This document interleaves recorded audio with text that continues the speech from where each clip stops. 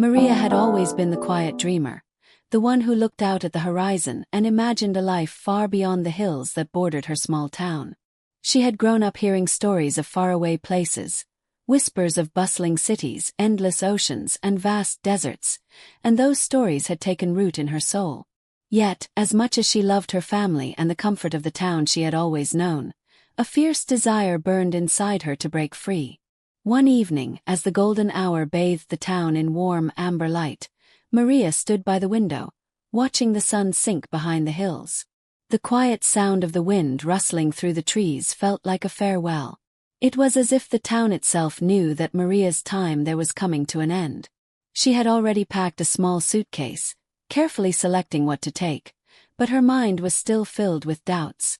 Could she really leave everything behind? Her mother's voice echoed from downstairs, calling her to dinner as it always had.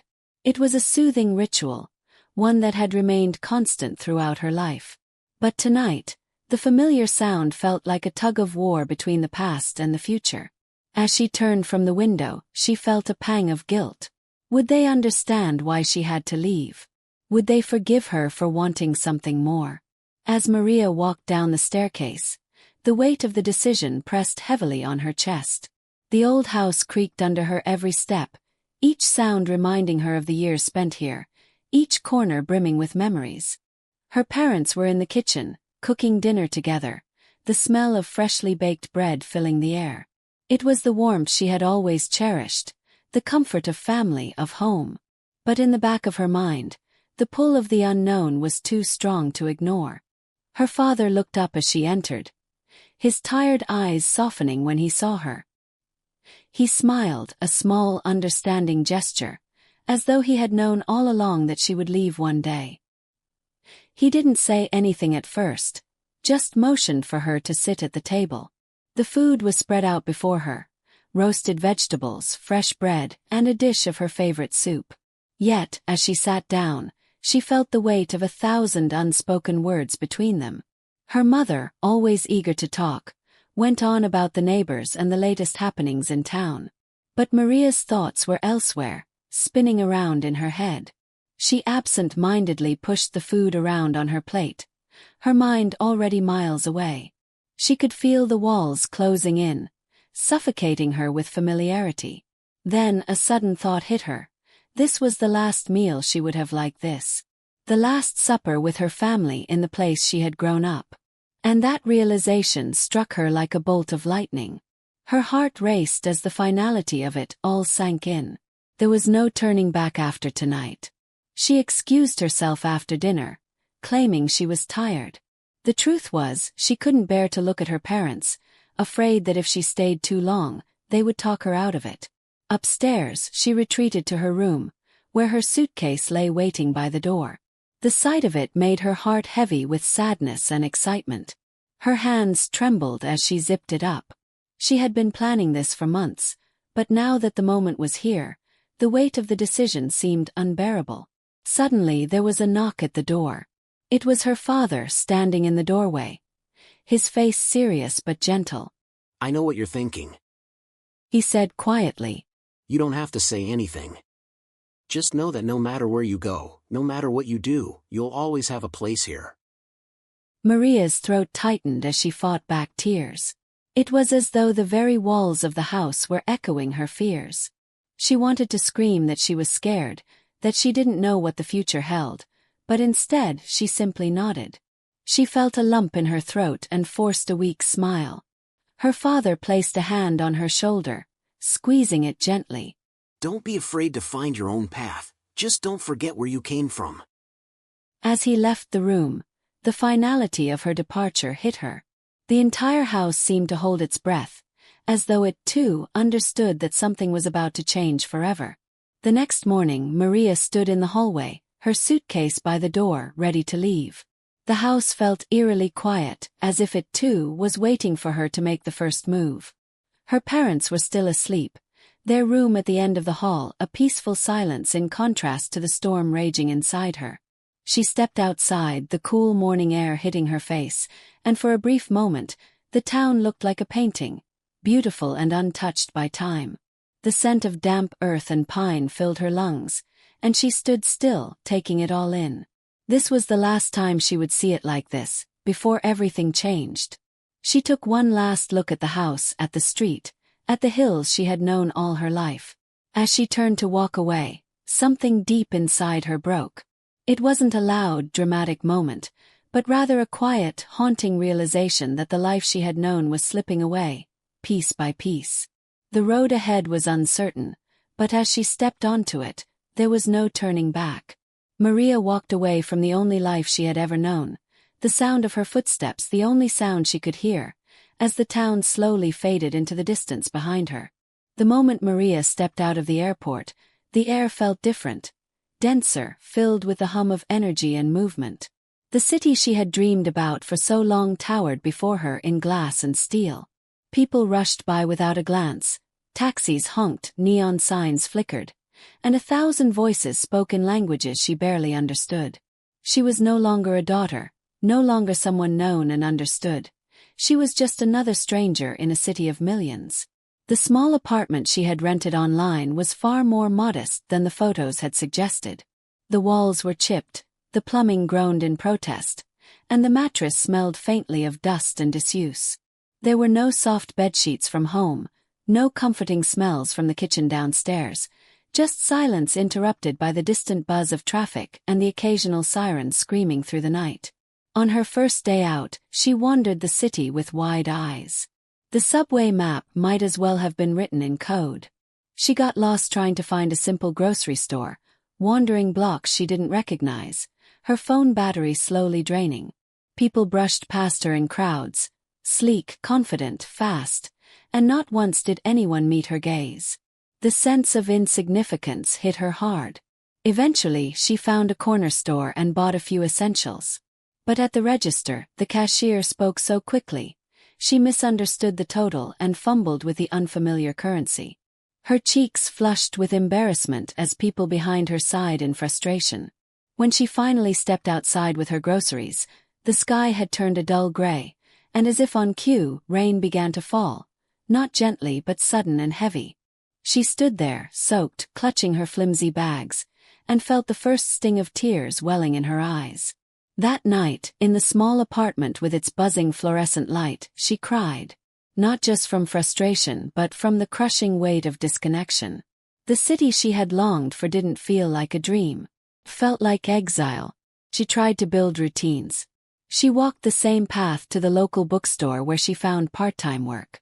She learned how to navigate the subway, memorizing the stops, counting the seconds between announcements. At work, she shelved books quietly, listening to the hum of conversations she wasn't a part of. She smiled politely when spoken to, but the interactions felt transactional, empty. There was one day, early on, when she got a package from home.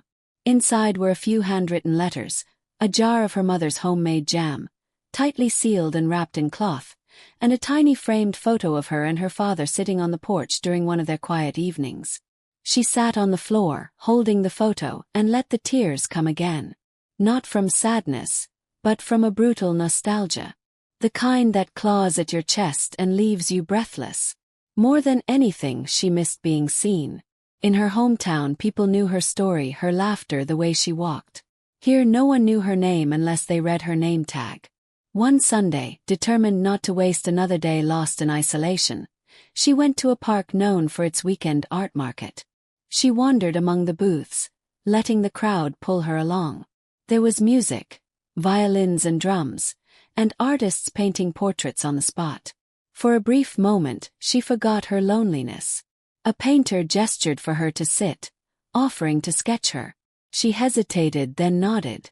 As he drew, she sat still, letting the noise of the crowd wash over her like a tide. When he handed her the sketch, she didn't recognize the woman on the page. The eyes looked haunted, distant. The face was hers but changed. It was a strange mirror. That night, she tacked the sketch on her wall. Not because it was beautiful, it wasn't, but because it was real. It captured the truth she couldn't speak.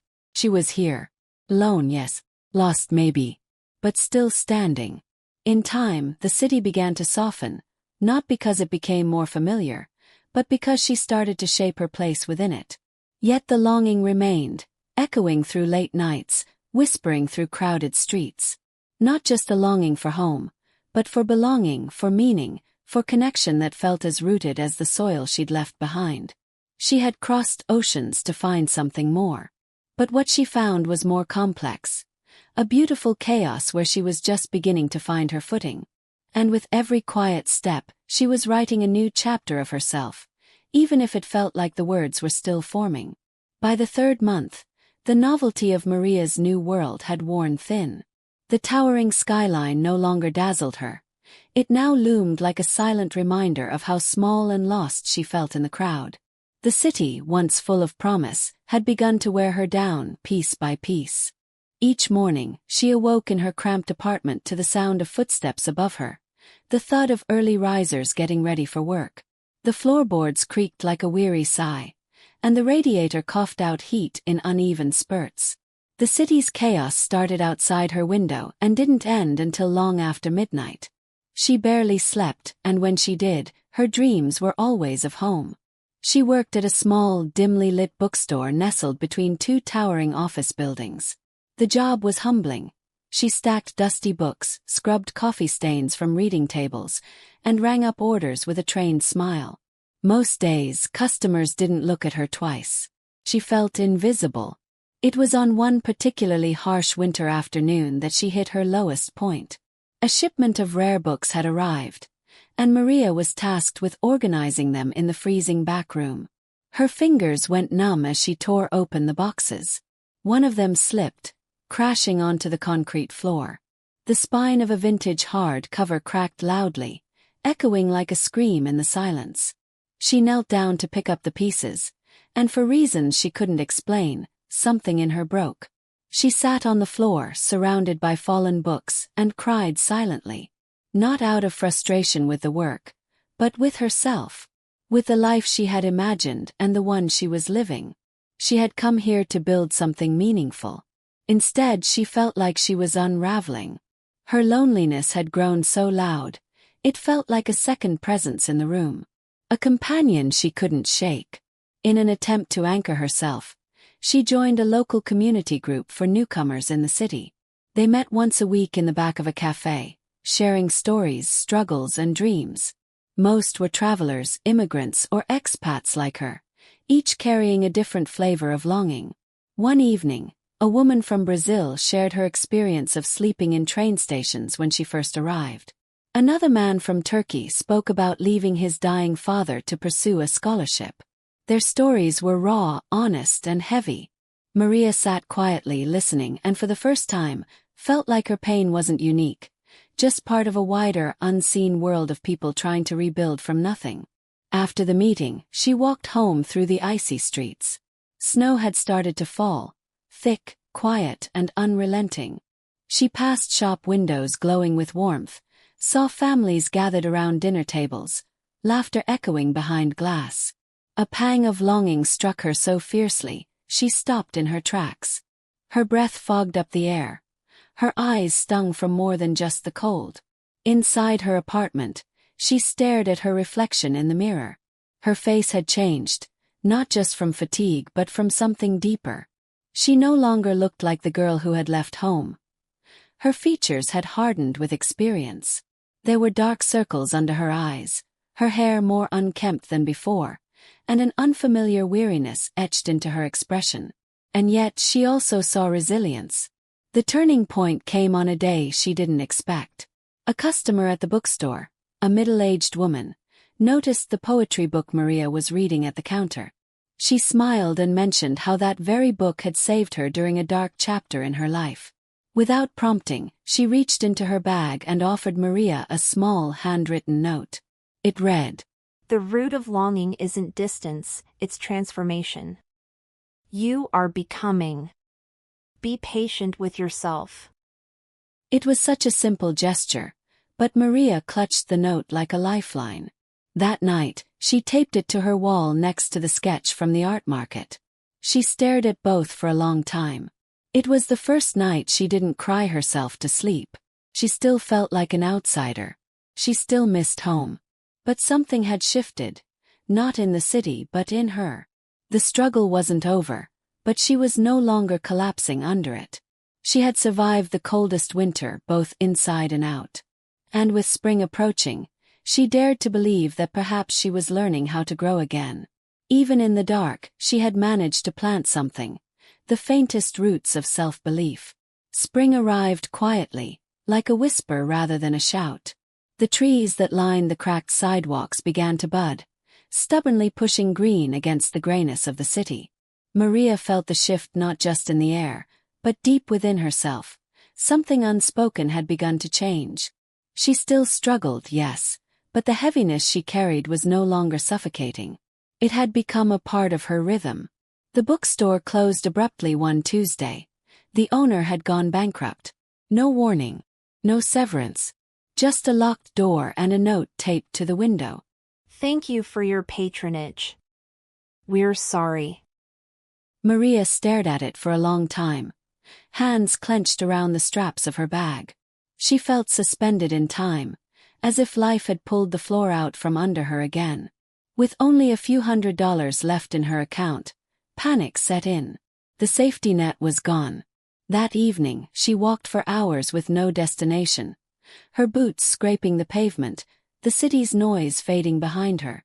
Eventually, she found herself at the riverfront, watching the water rush against the banks.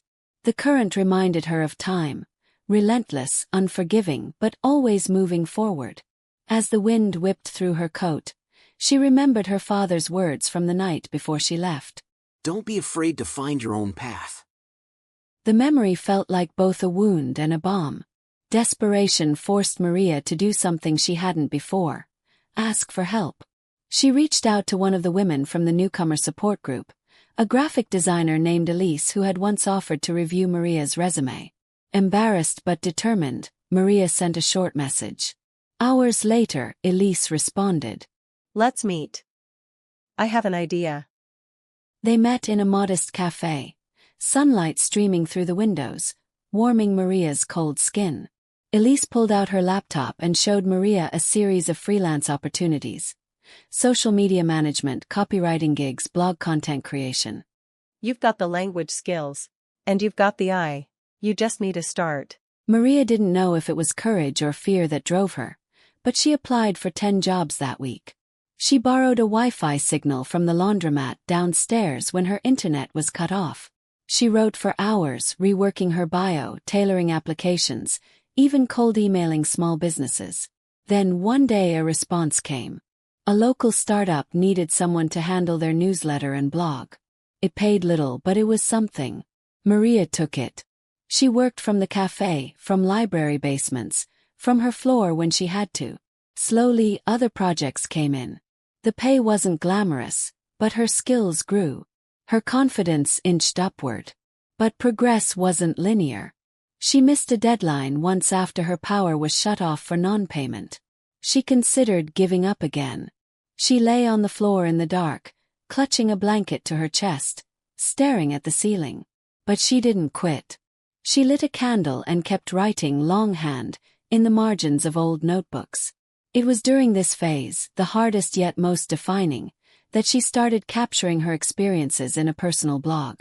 She didn't expect anyone to read it. But she wrote honestly without filters, about loneliness, fear, small triumphs, and the daily fight to belong. Something surprising happened. People responded. Messages trickled in. First, one reader from Portugal who said Maria's story reminded her of her own. Then another from India. A single mother from South Africa sent a message saying Maria's words made her feel less alone.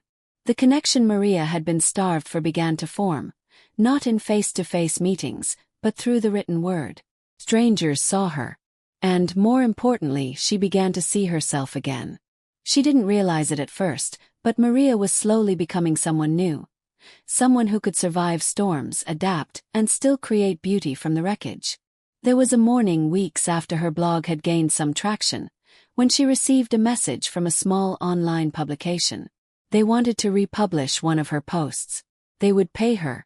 It was a small sum, the price of a single grocery trip, but it felt monumental. She stared at the email, heart pounding, eyes welling up. Not because of the money, but because for the first time since she had arrived in the city, she felt recognized. Validated. Like she mattered. That night, she walked again to the riverfront. But this time it wasn't to escape. It was to thank the version of herself who hadn't given up. The water moved as it always had. Ceaseless, wild. But she didn't feel afraid of it anymore. She had stopped resisting the current. She was learning to swim. In that moment, beneath the soft light of the setting sun, Maria realized something vital. Her longing was no longer just for home. It was for growth, for expression, for becoming someone she herself could be proud of. And slowly she was. The first time Maria was introduced as a writer at a local creative gathering, she flinched. It wasn't out of humility, but disbelief. Even after months of published blog posts, freelance gigs, and emails from readers around the world, a part of her still clung to the old identity. The girl who once stood shivering in a rain-soaked street, clutching groceries and grief. But now something had shifted. Slowly, almost imperceptibly, she had crossed a threshold. Maria had built a routine, not out of comfort but survival turned discipline. She woke early, walked to her favorite cafe before the crowds arrived, and wrote for hours. Her words had grown stronger, clearer, more deliberate. What started as fragments of emotion had become essays, stories, and reflections with depth and reach. Her following grew. Not into fame. She didn't seek that, but into a quiet circle of readers who resonated with her honesty.